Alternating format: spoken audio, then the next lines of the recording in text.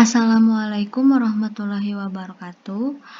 Perkenalkan, kami dari kelompok 6 yang terdiri dari Anisha, Dafikin Nur Atorik, Dimas Kusuma Wardana, Novia Rahmadiah, dan saya sendiri Valentina Febrianti akan memaparkan materi kami yang berjudul Analisis Regresi Linear Sederhana.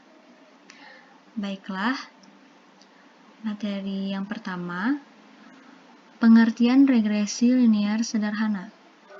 Regresi linear sederhana adalah metode statistik yang berfungsi untuk menguji sejauh mana hubungan sebab akibat antara variabel faktor penyebab X terhadap variabel akibatnya. Faktor penyebab pada umumnya dilambangkan dengan X atau disebut juga dengan prediktor. Sedangkan variabel akibat dilambangkan dengan Y atau disebut juga dengan respons. Regresi linear sederhana atau sering disingkat dengan SLR, Simple Linear Regression, juga merupakan salah satu metode statistik yang dipergunakan dalam produksi untuk melakukan peramalan ataupun prediksi tentang karakteristik kualitas maupun kuantitas.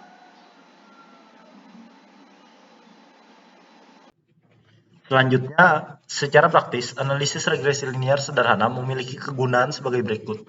Yang pertama, model regresi sederhana dapat digunakan untuk forecast atau memprediksi nilai Y.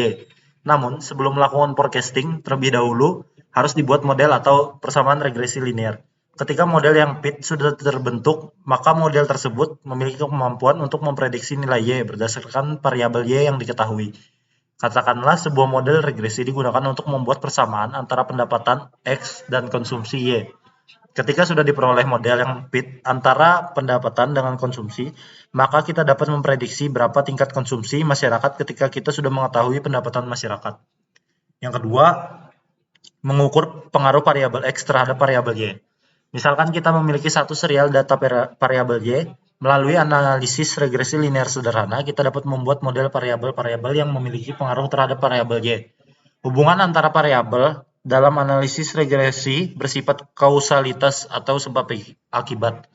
Berbeda halnya dengan analisis korelasi yang hanya melihat hubungan asosiatif tanpa mengetahui apa variabel yang menjadi sebab dan apa variabel yang menjadi akibat.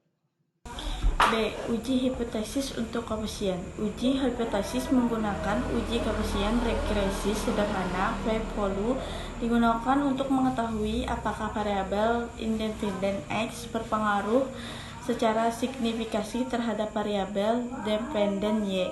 Signifikasi berarti pengaruh yang terjadi dapat berlaku untuk populasi. Dari hasil analisis regresi di atas dapat diketahui dengan langkah-langkah pengujian sebagai berikut. A. Mengetahui hipotesis HA ada pengaruh secara signifikasi antara pengaruh penggunaan smartphone terhadap perilaku antisosial. HO tidak ada pengaruh secara signifikasi antara pengaruh penggunaan smartphone terhadap perilaku antisosial. B. Membandingkan taraf signifikasi Polu dengan galatnya. Jika signifikasi lebih besar 0,05 maka HO diterima. Jika signifikasi lebih kecil 0,05 maka HO ditolak. Oke, selanjutnya saya akan membacakan poin mengenai koefisien determinasi. Secara umum, nilai koefisien determinasi digunakan sebagai informasi mengenai kecocokan sebuah model. Dalam regresi, angka koefisien determinasi dijadikan sebagai pengukuran seberapa baik garis regresi mendekati nilai data asli yang dibuat melalui model. Contohnya, jika koefisien determinasi R2 sama dengan 1, maka angka tersebut memperlihatkan garis regresi cocok dengan data dan sempurna. Sebaliknya, koefisien determinasi R2 semakin mendekati 0, maka datanya tidak cocok.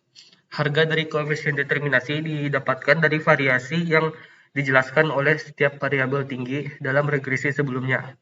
Hal ini membuat variasi yang dijelaskan di awal hanya disebabkan variabel yang berpengaruh saja, Dalam perhitungan juga, koefisien determinasi tidak bisa dipisahkan dari perhitungan korelasi. Selanjutnya, pengujian koefisien determinasi ini dilakukan dan maksud mengukur kemampuan model dalam menerangkan seberapa pengaruh variabel independen secara bersama-sama atau simultan mempengaruhi variabel dependen yang dapat diindikasikan oleh nilai adjusted R-square. Koefisien determinasi menunjukkan sejauh mana kontribusi variabel bebas dalam model regresi mampu menjelaskan variasi dari variabel terikatnya. Koefisien determinasi dapat dilihat melalui nilai R-square atau R2 pada tabel model summary. Nilai koefisien determinasi yang kecil memiliki arti bahwa kemampuan variabel-variabel independen dalam menjelaskan variabel dependen sangat terbatas. Sebaliknya, jika nilai mendekati 1 dan menjauhi 0, memiliki arti bahwa variabel-variabel independen memiliki kemampuan memberikan semua informasi yang dibutuhkan untuk memprediksi variabel dependen. Uji koefisien determinasi dilakukan untuk mengetahui seberapa besar variabel endogen secara simultan mampu menjelaskan variabel eksogen. Semakin tinggi nilai R2, berarti semakin baik model prediksi dari model penelitian yang diajukan. Uji koefisien determinasi R2 dilakukan untuk menentukan dan memprediksi seberapa besar atau penting kontribusi pengaruh yang diberikan oleh variabel independen secara bersama-sama terhadap variabel dependen. Nilai koefisien determinasi yaitu antara 0 dan 1.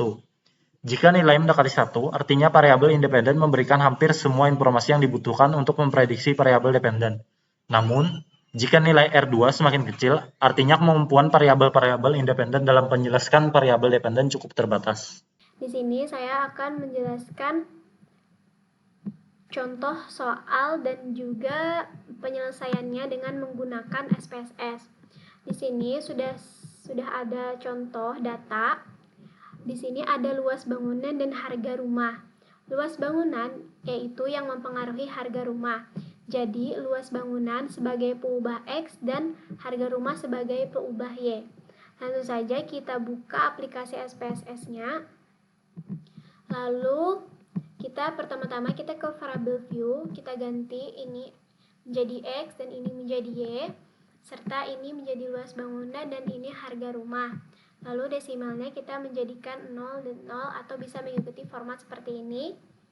Lalu kita kembali ke data view, lalu kita input datanya. Karena ini saya sudah menginput data duluan, sudah diinput data. Setelah itu kita klik analyze, regression, linear.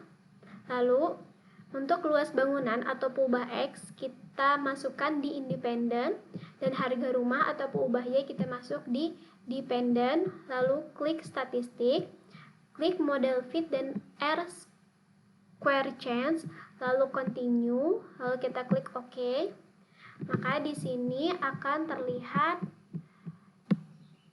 datanya, contoh penyelesaiannya.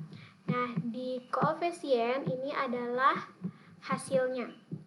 Jadi, itu bisa kita copy paste menjadi seperti ini. Lalu, independen variabel harga rumah Y-nya sama dengan 78,788 atau 75,788 atau 75,8 ditambah 1,299 atau 1,3 XI. Lalu pada saat luas tanah 0 meter persegi, maka harga rumah yang diperoleh adalah 75,788 atau 75,8. Dan bila luas bangunan bertambah 1 meter persegi, maka harga rumah akan bertambah sebesar 1,299 atau 1,3. Sebaliknya, jika luas bangunan berkurang 1 meter persegi, maka harga rumah akan berkurang menjadi 1,299 atau 1,3. Mungkin itu saja yang dapat saya sampaikan. Kurang dan lebihnya mohon maaf.